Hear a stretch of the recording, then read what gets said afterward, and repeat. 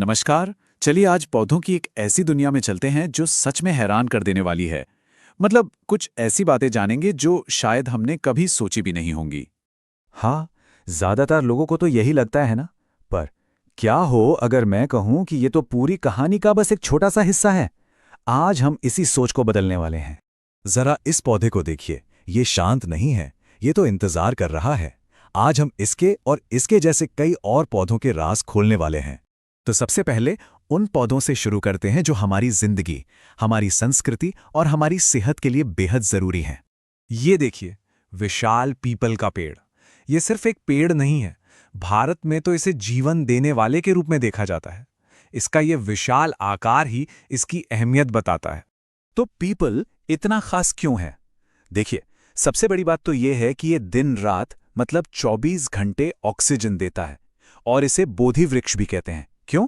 क्योंकि इसी पेड़ के नीचे गौतम बुद्ध को ज्ञान मिला था। तो ये सिर्फ एक पेड़ नहीं, बल्कि हमारी हिस्ट्री और आध्यात्मिकता का एक जीता जागता सिंबल है। वैसे पीपल अकेला नहीं है। भारत में ऐसे कई पौधे हैं जो हमारी जिंदगी का एक जरूरी हिस्सा हैं। चलिए जरा तुलसी और नीम पर भी एक नजर डालते हैं। एक तरफ है तुलसी, जिसे अपने औषधीय गुणों की वजह से जड़ी बूटियों की रानी कहते हैं, और दूसरी तरफ है नीम, जो एक कमाल का नेचुरल कीटनाशक है। दोनों ही पौधे कुदरत के ऐसे तोहफे हैं जो अलग अलग तरीकों से हमारी मदद करते हैं। अच्छा, अब एक ऐसी चीज की बात करते हैं जो आपको यकीनन हैरान कर देगी। हम एक ऐसे पौधे के बारे में बात करने जा रहे हैं जो जैसा दिखता है वैसा बिल्कुल भी नहीं है।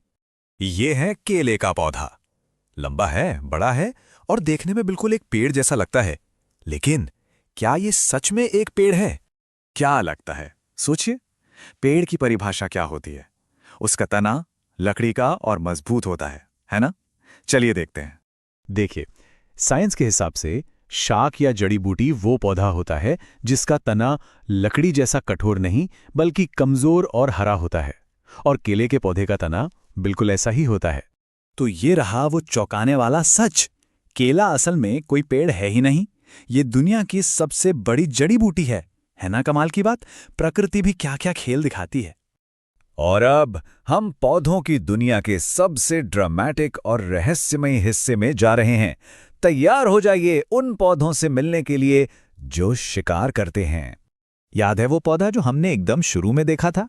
ये वही है, नेपेंथिस, जिसे घटपर्णी या पिचर प्लांट भी कहते हैं। इसका आकार एक घड़े या पिचर जैसा है और ये एक बहुत ही खास काम करता है। तो ये पौधा खाता क्या है? आपको लगेगा कीड़े मकोड़े, लेकिन लिस्ट यहीं खत्म नहीं होती। मेढक, चूहे और दूसरे छोटे जीव भी इसका शिकार बन जाते हैं। ये सच में पौधों की दुनिया का एक शिकारी है। ये सवाल बहुत जरूरी है।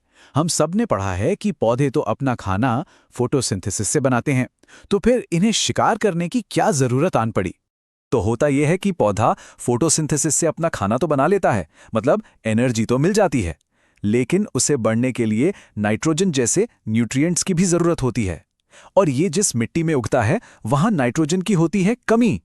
तो बस अपनी नाइट्रोजन की कमी को पूरा करने के लिए ही एक कीड़ों को फंसाता है। लेकिन नेपेंथिस इस शिकारी दुनिया में अकेला नहीं है। कुदरत में ऐसे कई और पौधे हैं जिन्होंने जिंदा रहने के लिए यही अनोखा तरीका अपनाया है। Drosera, Venus flytrap, cobra lily, ये सब मांसाहारी पौधों के ही कुछ नाम हैं और हर एक का शिकार करने का अपना एक अलग अनोखा अंदाज है। ये दिखाता है कि पौधे कितने अलग अलग तरह के हो सकते हैं। और ये मत सोचिए कि ये कोई विदेशी पौधा है। यह शिकारी पौधा नेपेंथिस हमारे भारत में ही मेघालय के खूबसूरत जंगलों में पाया जाता है।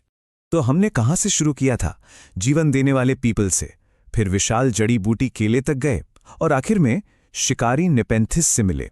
ये लाइन पूरी कहानी को एक तरह से समेट देती है। पौधे सिर्फ हरे और शांत नहीं होते, वो जिंदा रहने के लिए कमाल के तरीकों से खुद को ढाल लेते हैं, चाहे वो 24 घंटे ऑक्सीजन देना हो या फिर नाइट्रोजन के लिए शिकार करना। और बस इसी एक सवाल के साथ आज की बात खत्म करते हैं। सोचिए, अगर पौधे शिकार कर सकते हैं तो वो और क्या क्या नहीं कर सकते होंगे? हमारी प्रकृति में न जाने ऐसे कितने ही और राज छुपे होंगे जिनके बारे में हमें अभी कुछ पता ही नहीं है। सोचने वाली बात है ना?